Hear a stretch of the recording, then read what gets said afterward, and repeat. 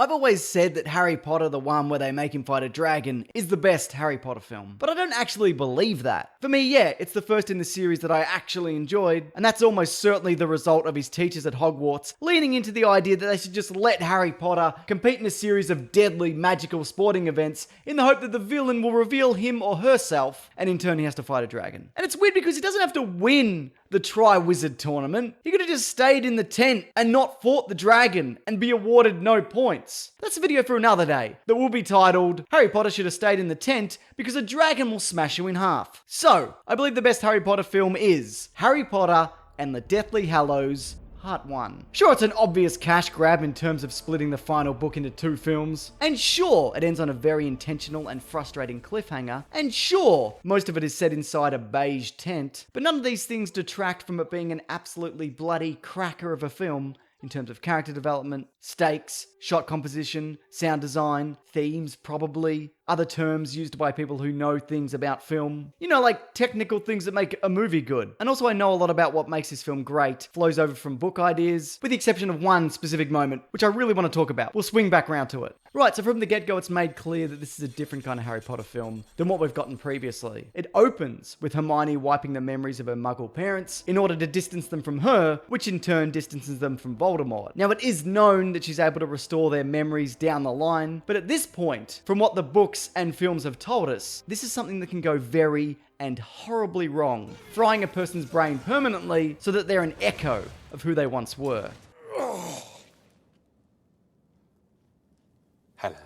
Speaking of fried though, the Malfoys are very much out in terms of Voldemort's inner circle. Prior to this, they always presented themselves, in particular Lucius, as pompous, arrogant, threatening, but that's all stripped away. Then you got Snape. Now he's a minor player in this film, he's barely in it, but he's fresh off the back of killing Dumbledore a few months prior. For any book readers going into this film, you know ultimately he is working in Dumbledore's best interests, which is why you know that him watching a fellow teacher, Charity Burbage, Professor of Muggle Studies, gets murdered and eaten by a snake would be absolutely devastating. But really, what good would a revelation of his true identity do here? He wouldn't save her, and he himself would have wound up dead. Then you got Harry. He's accepted his role as the one who needs to destroy the Horcruxes. He is the one best positioned to do so, despite knowing very little about them, including how he'd go about that, or even where they are. There's also a great moment of reflection where he briefly pauses to look under the stairs, where he spent the majority of his early childhood. I feel like this isn't just an indication of how far he's come, but maybe he's having the thought, man, things were much better when I was simply being physically and emotionally abused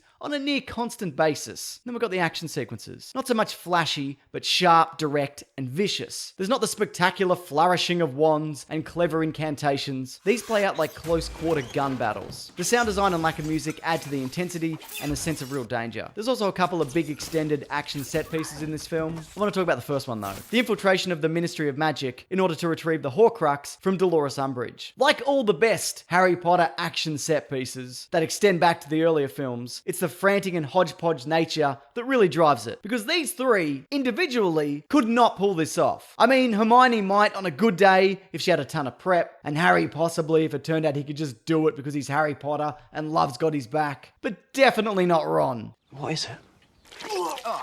There's this desperation and real sense of they are going to be discovered literally any second. That polyjuice potion, it's very temporary, and they are probably in the worst place that they could possibly be. And if they get sprung, all this is over. These three, again, are somehow the last line of defense. And look, I love the Gringotts bank heist in the follow-up. I love a dragon fight. Everyone knows that about me. But this, although not flashy, feels entirely more dangerous than a dragon because the Ministry is now corrupt from the top down. Everyone is in on it. And if you're not, you're just as likely to rat someone out to protect yourself or your family, as proven by Xenophilius Lovegood, who turns on them when his daughter is kidnapped. Now, I mentioned this just briefly, but this is a spectacular looking film. The Ministry set carries over from the previous movies, but it's seeing London, real London, as opposed to the kind of fantasy Notting Hill version we often get in films. I just want to clarify, I love Notting Hill. It's a great film. It's very funny and highlights a toxic relationship of celebrity and media culture. But nevertheless, a lot of this movie doesn't involve intricate magical sets. It's just a wide open country countryside, and cramped camping quarters, and the colours are often muted, adding to the impending sense of dread. And it all looks spectacular. Speaking of spectacular, I'd be remiss not to mention the tale of the three brothers. Animator Ben Hibben is responsible for this. The direction from director David Yates being, just take it somewhere we've never seen before. And that is exactly what we get. Despite being rendered in CGI, it reminds me of an early Tim Burton stop motion short, blended with something like that of Jim Henson's The Storyteller. So instead of having a character say, oh hey, so the Deathly Hallows are like a rock that can bring people back from the dead, a fucking shit hot wand, and an invisibility cloak, we get this story within a story that doesn't break the flow of the overall narrative. It actually informs it, and in itself is also a fascinating morality tale. I also love that this movie, being the 7th in the series, doesn't hold anyone's hand who's not on board. If you've only had a passing interest in Harry Potter,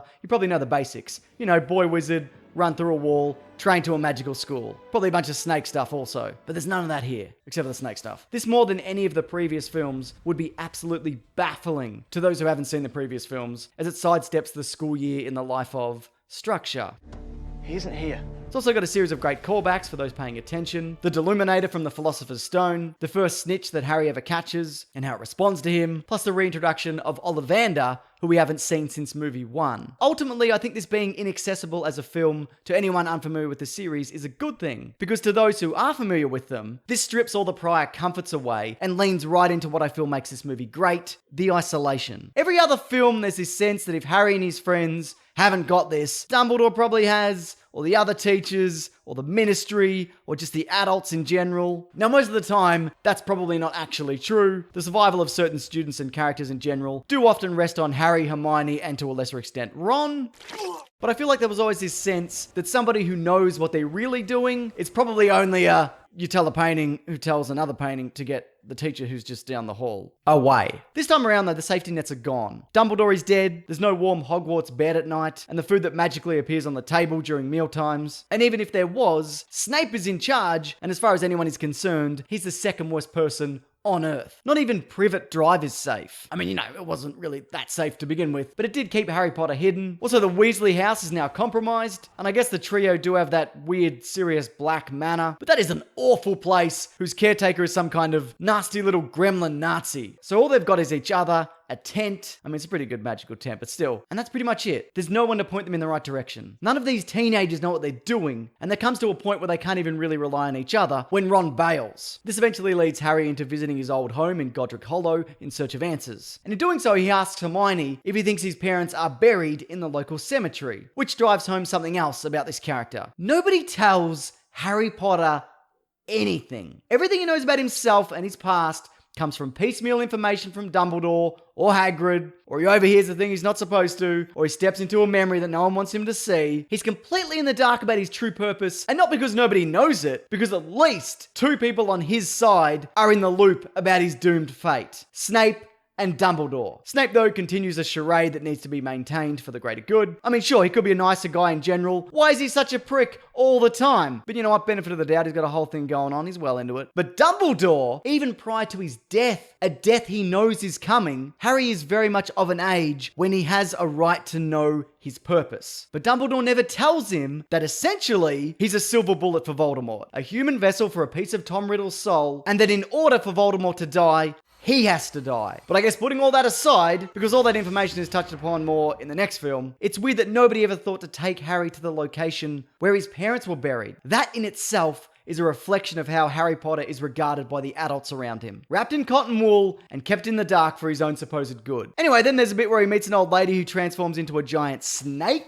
It's a very spooky sequence, and even if you didn't know the old lady is a giant snake because you hadn't read the books, there's very much the sense of, this is an unsettling moment in this film. I bet there's something up with that old lady. Like, I don't know, she's a giant snake or something. Now, before Ron returns to them with his tail between his skinny ginger legs, there's this wonderful moment between Harry and Hermione that's not in the book. To frame this properly, I just need to emphasize that from very early on in these films, it's blindingly obvious that Ron and Hermione are in love with each other, and ultimately they'll end up together. The fourth film in particular does a great job of highlighting this. The Goblet of Fire, I feel, is a good movie outside of the fact that Harry's teachers make him fight a dragon for no reason. Let me just put that out there. So we got this moment at their lowest point that's like this sliver of brevity between Harry and Hermione where they dance together in the tent, and for a fleeting second, it's hinted at that they might share a kiss. Because of course they'd entertain that. They're lonely. and desperately depressed. And why wouldn't they just want a moment of happiness? Surely they deserve that. But the moment passes and it's never really spoken of. Hermione, though, later entertains the idea of staying in the woods and growing old together. Maybe we should just stay here, Harry. Grow old. Because sure, she was in love with Ron, despite him being, frankly, not as kind or smart or confident or competent as Harry Potter. The movie version at least. But you know what, I think that's okay, because you know you love who you love. That's the beauty of it. And it can also be crushingly depressing.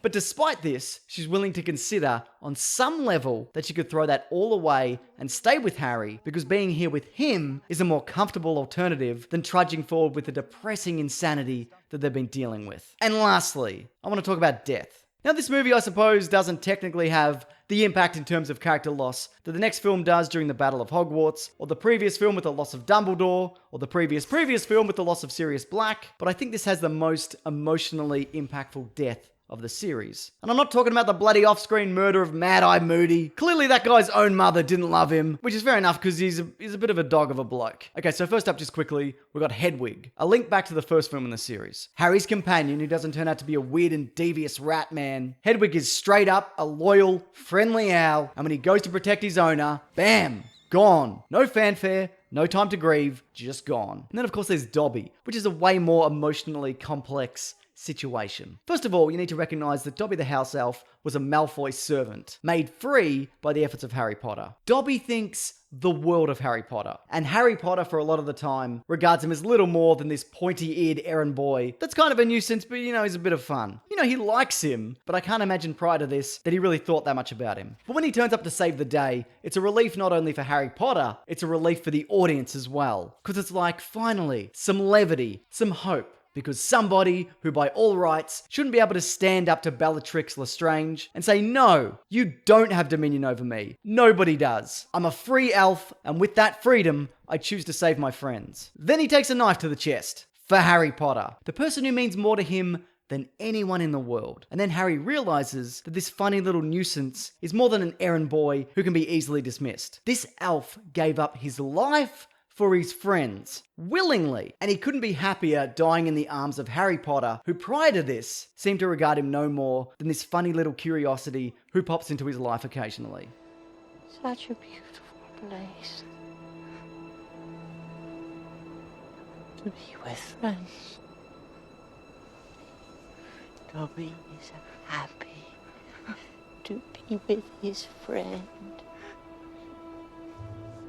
Harry Potter.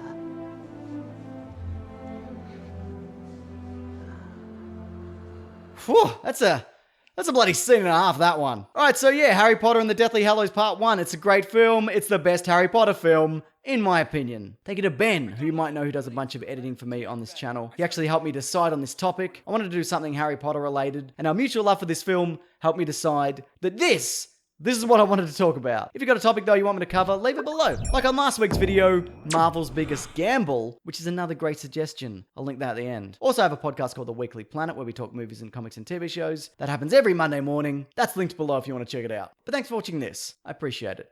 Take care.